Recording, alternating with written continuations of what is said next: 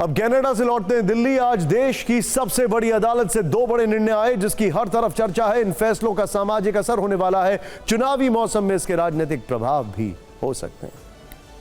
पहला फैसला निजी संपत्ति को लेकर आया है।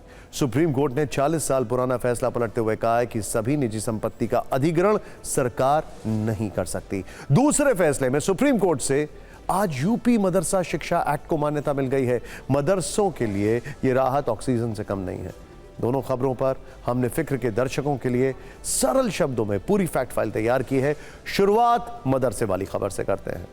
यूपी मदरसा शिक्षा एक्ट 2004 को लेकर सुप्रीम कोर्ट ने जो फैसला किया है उसे डिकोड करते हैं। पहले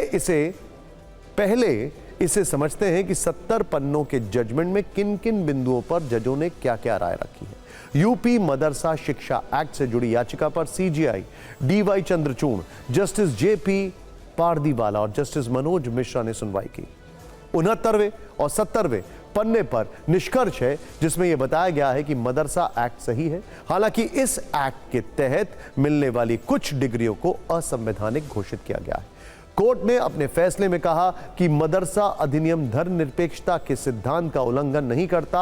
मदरसा अधिनियम के प्रावधान संवैधानिक मूल्यों के अनुरूप है। ये धार्मिक अल्पसंख्यकों के शैक्षिक अधिकारों की सुरक्षा करते हैं। लेकिन अदालत ने यह भी कहा कि मदरसा बोर्ड फाजिल, कामिल जैसी उच्च स्तर की डिग्री नहीं दे सकता, जो कि यूजीसी अधिनियम के विपरीत है। ग्रेजुएशन की डिग्री को कामिल जबकि पोस्ट ग्रेजुएशन डिग्री को फाजिल कहा जाता है। राज्य सरकार मदरसा शिक्षा को लेकर नियम बना सकती है, लेकिन किसी छात्र को धार्मिक शिक्षा के लिए बाध्य नहीं किया जा सकता। मतलब मदरसों के लिए यह फैसला ऑक्सीजन वाली राहत देने के साथ साथ थोड़ा झटका देने वाला भी रहा। यह फैसला इस मायने में अहम है कि सुप्रीम कोर्ट ने इलाहाबाद हाई कोर्ट का निर्णय भी पलट दिया। 3 जजों की पीठ ने यूपी मदरसा शिक्षा अधिनियम 2004 को असंवैधानिक करार देने का इलाहाबाद हाई कोर्ट का फैसला रद्द कर दिया है। सुप्रीम कोर्ट ने कहा है कि मदरसा अधिनियम को असंवैधानिक करार देकर हाई कोर्ट ने गलती की है। सुप्रीम कोर्ट ने कहा कि महज संविधान के बुनियादी ढांचे के हनन का हवाला देकर किसी कानून को रद्द नहीं किया जा सकता। किसी कानून को सिर्फ तभी रद्द किया जा सकता है जब वो मूल अधिकार के खिलाफ हो, जबकि हाईकोर्ट ने इसे धर्मनिरपेक्षता के सिद्धांत के खिलाफ बताया था। बेंच का कहना है कि मदरसा एक्ट लाना मदरसों के कामकाज में दखल नहीं है, जबकि हाईकोर्ट ने अपने फैसले में कहा था कि राज्य सरकार को यह अधिकार नहीं है कि वो किसी धर्म विशेष का धार्मिक शिक्षा के लिए गलत बोर्ड का गठन करे। किसी उच्च न्यायालय के लिए ऐसी टिप्पणी बहुत मायने रखती है। सर्वोच्च अदालत ने कहा कि धर्मनिरपेक्षता के मायने समझने चाहिए। हर धर्म के अपने संस्थान हैं, ऐसे में मदरसे ही क्यों, देश में मॉनेस्ट्री, मिशनरी, गुरुकुल भी चलते हैं। इसका मतलब यह नहीं है कि वो सिर्फ धार्मिक शिक्षा देते हैं। इस लिहाज से सुप्रीम कोर्ट का यह आदेश मदरसों के लिए किसी लाइफलाइन से कम नहीं है।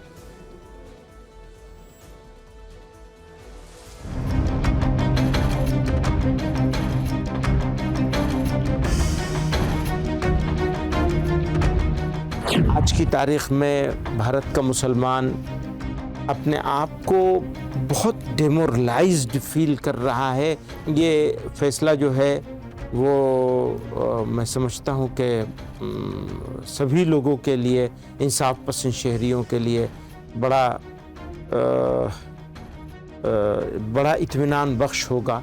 जिस तरह से इन लोगों ने मदरसों को बदनाम करने की साजिश की, मदरसा टीचरों को ये लोग सैलरी नहीं दे रहे हैं, वहाँ इंफ्रास्ट्रक्चर जो है अच्छा नहीं है, उस पर ये लोग बात नहीं करते, लेकिन मदरसों पर बात करेंगे कि मदरसे आतंकवाद का अड्डा है। ये सुप्रीम कोर्ट का फैसला उन लोगों के मुंह पर एक करारा तमाचा है। हमारी बड़ी लड़ाई इस बात की थी कि मदरसों में सरकार की फंडिंग से हिंदू बच्चों को इस्लामिक दीनी तालीम नहीं दी जानी चाहिए। तो माननीय सर्वोच्च न्यायालय ने स्वीकार किया है, हम उनके बहुत बहुत आभारी हैं। हम लोग यहाँ मदरसों में इस्लामिक एजुकेशन के साथ साथ मॉडर्न एजुकेशन की भी तालीम दी जा रही है। बहरहाल ये एक बहुत खुशी और मसरत का मकाम है कि हम लोग अपने पूरी आज़ादी के साथ, पूरी कानूनी आज़ादी के साथ अपने इन मदरसों को रन करते रहेंगे। तसल्ली की बात है कि ये मदरसे वाले आलिम फाजिल की डिग्रियां बेचने के नाम पे जो युवा पीढ़ी को गुमराह कर रहे थे, वो धंधा बंद हो गया।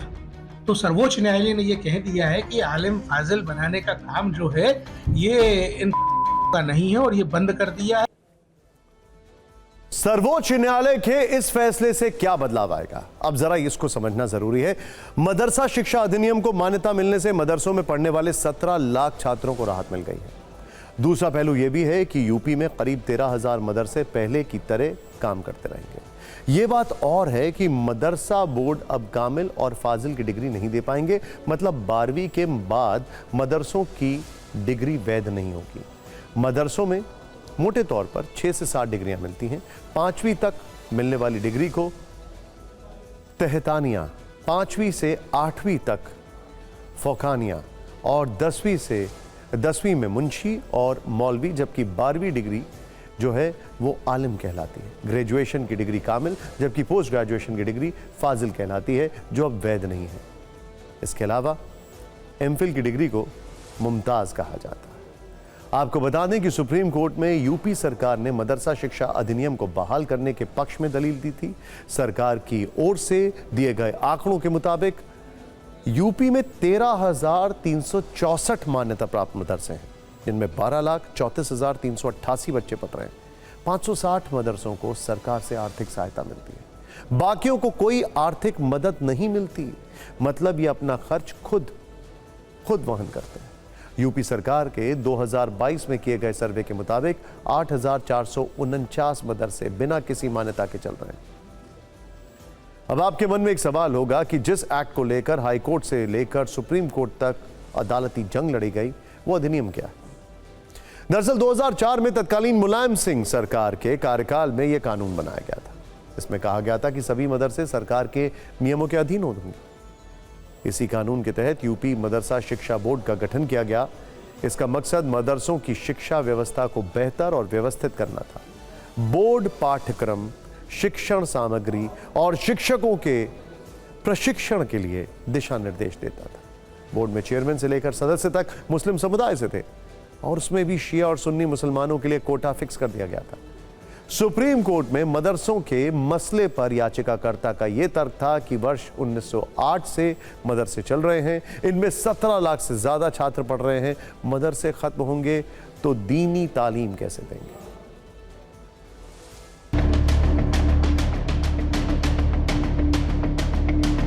उनका एक ही उद्देश्य है कि किसी भी सूरत में, चाहे वो शिक्षा का क्षेत्र हो, चाहे वो समाज के अंदर काम करने का क्षेत्र हो, हर जगह बंटवारे की राजनीति। तो माननीय सर्वोच्च न्यायालय के इस आदेश से इनके उस मंसूबे पर निश्चित तौर से पानी फिर गया। उत्तर प्रदेश की योगी सरकार ने हमेशा मदरसा शिक्षा की बेहतरी के लिए, मदरसा शिक्षा के माध्यम से जो मुस्लिम नौजवान हैं उनको अच्छी शिक्षा मिले, इस नीयत के साथ काम किया है। योगी सरकार ही ने आगे बढ़ के मदरसा शिक्षा में क्वालिटी ऑफ एजुकेशन डिलीवर हो, इसके लिए SCRT का कोर्स लागू किया।